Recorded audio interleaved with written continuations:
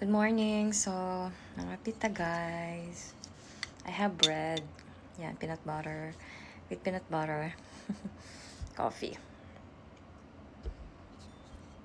So, yeah, we just share ko lang. Yung peanut butter is gikan siya sa church. So, free siya kahapon. Nag-agim sa kumbana. So, may mga boxes na nagkuha ni.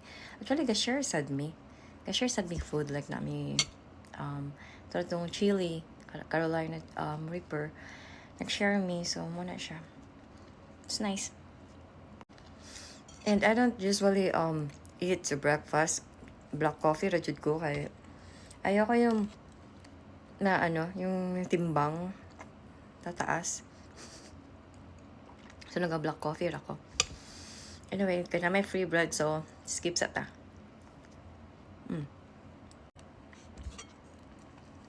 Nakoy nabasa ba? Ano siya nga nihadong ba na pag-abot niya US is kanang lagi ganahi kanang limpyo siya sa balay ng himos. Natandog lagi ang mga gamit niya sa bana. Nasuko. So, ang yung gibuhat, wala na siya ng limpyo, wala na siya ng vacuum. So, ipasagdaan niya. Karon sa kaadlaw, ang kitchen, kuan hugaw, iyahang try og limpyuhan. Limpyo siya, wala niya gitanggal ang mga gamit siyang bana.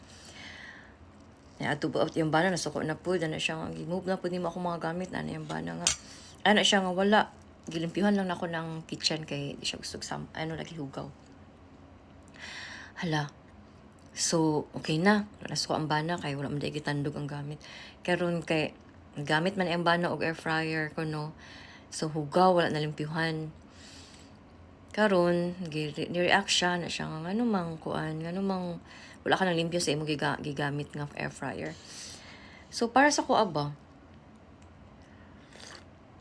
I think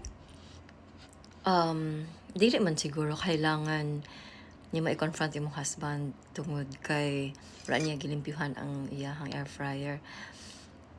If naga-work ang bana, then ikaw na sa balay, I think it's fair na ikaw na lang manglimpyo. Okay?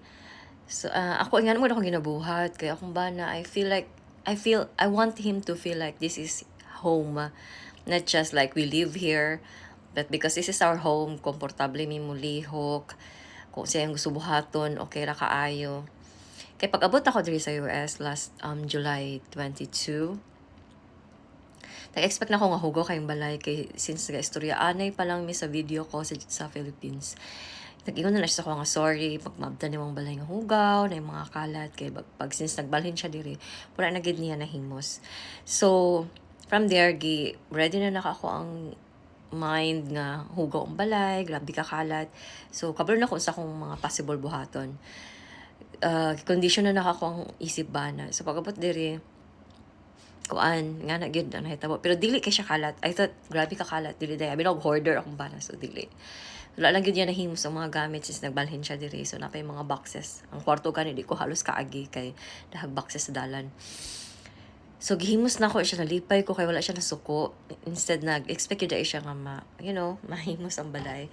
So ana siya sa kuha nga 10 million times better gid daw nga na nindot ang balay. So nalipay ko morg na motivate ko lalo nga i-maintain ang balay nga limpyo. Kay nga man ta sa Pilipinas, mostly sa mga Pinay nga man. So nalipay ko. So pero wala na ako as in gipang labay ang mga gamit ay ako ang gibutang sa isa ka box ang tan-aw na ako nga di niya gamiton. Tapos gi-label na ako itong mga butang lalo na mga tools sa kitchen. Gipang label na ako kung asan niya ni makit-an. Kumbaga gigrupo-grupo na ako siya para dali niya ma-check no or makita. So na akong gibuhat. Kumbaga ginaisip na ako what if ako sa iyahang situation. Sa akong buhaton. 'Di ba? So ako ang gibuhat is anticipate na ko unsa iyang ma-feel, unsa iyang mabati pag mangita siya sa isa ka butang. So gi-label na ako, i-groupings na ako sa isa ka shelves, tools niya tanan sa kitchen na diri tanan bisag expired ang uban gi-label na ako para makita niya expired na. So ana anticipated tanan kumbaga, naging considerate ko sa iyahang possible nga bation. And then, ilan ko siya daan sa Pilipinas pa ko nga, you know what, you have to leave your shoes outside. So, nakita na ko ang condition pag-abot na ko diri, dili day angay nga ibili ng sapatos sa gawas. So, naami shelves sa, like sa door, pagsulod ni mo na dira mga shoe rack.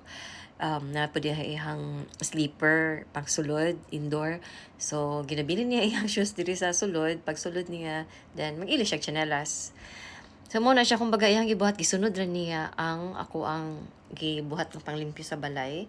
Maintain na mo siya pero sa pag malimtan niya like ibilin sa isa ka butang iyang sanina wala na lang nako gina siya ginasaway.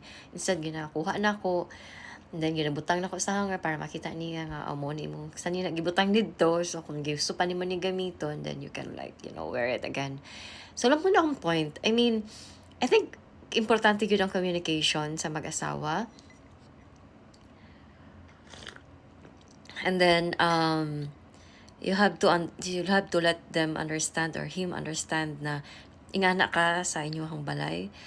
Karon kung dili siya kaayo komportable, at least medyo magbuhat og way nga kung gusto niyo na to nga limpyo or hanay ang balay, at least ibutan na to sa place nga matarong na siya arrange and then makita ni sa tuang bana na kung na siya gusto pangitaon makita dayon niya. At least mo na ang importante. Okay, so kung akong bana magluto, kasi siya may tigluto gud sa mga, lami gina magluto akong bana. I'm very lucky to have that such kind of husband. Even na magikan siya work, siya gina gusto magluto. So sige, bahala ka. Pero galuto ko sa hay. Ako naglimpyo after. So I think it's a balance, no? Balance ming duha. Wala ko siya ginapasagdaan. Usay kung mag-slice, mag-ask ko saya nag-need mo help. Masya nga dili, okay ra ko. Kung siya pabuhat, then that's a time. Pero mostly ako ang galimpyo sa mga kusina after niya magluto, after na mo magkaon. So maulang na, I think importante gyud ang importante gyud kaayo ang sa tawag ani communication. Nagpasabot gyud nato sa ilaha. So maulang na. Nalaygo ng Diyos. Ay tang tanan sa Amerika, especially sa mga Pinay nga nasa Amerika. Bye guys. Have a nice day everyone.